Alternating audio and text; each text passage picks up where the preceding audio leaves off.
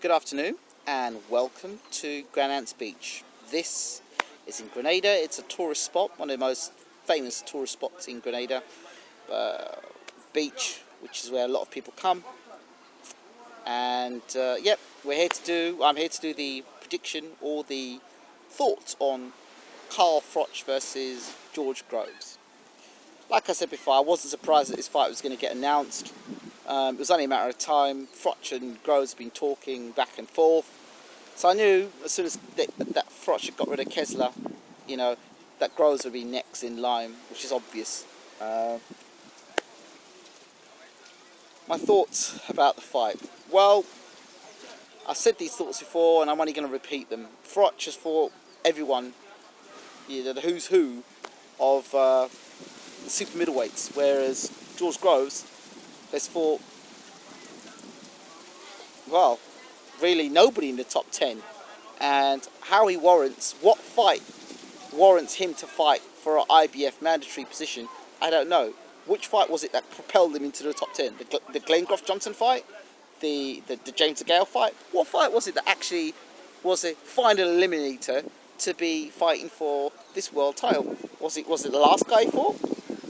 I don't know, he didn't look world class to me, but anyway, that's beside the point. The fight has been made, it's been announced, so how does it match up?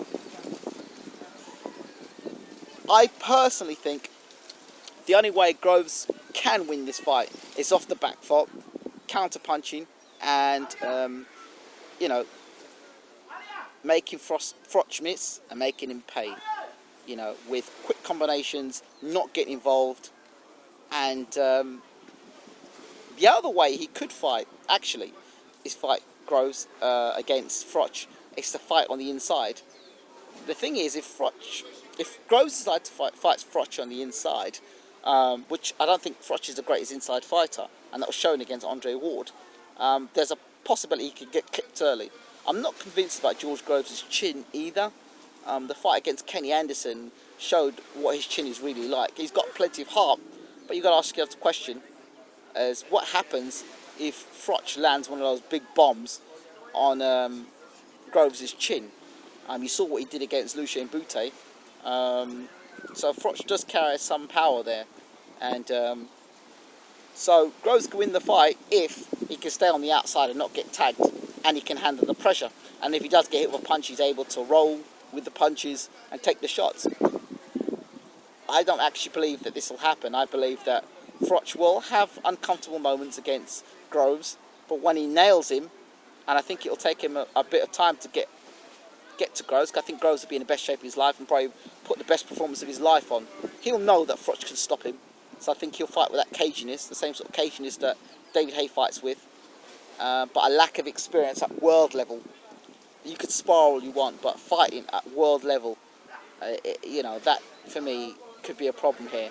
I think Groves could have taken this fight 2 or 3 fights down the line, having fought, maybe an Abraham or a Stieglitz, or even, a Sakir Bika. Those sort of guys I think that Groves should be fighting at this stage of his career.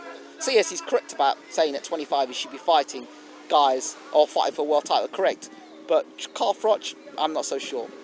I just see Carl Froch eventually catching up with Groves, catching him, not letting him off the hook and stopping him, rounds 9 to 10.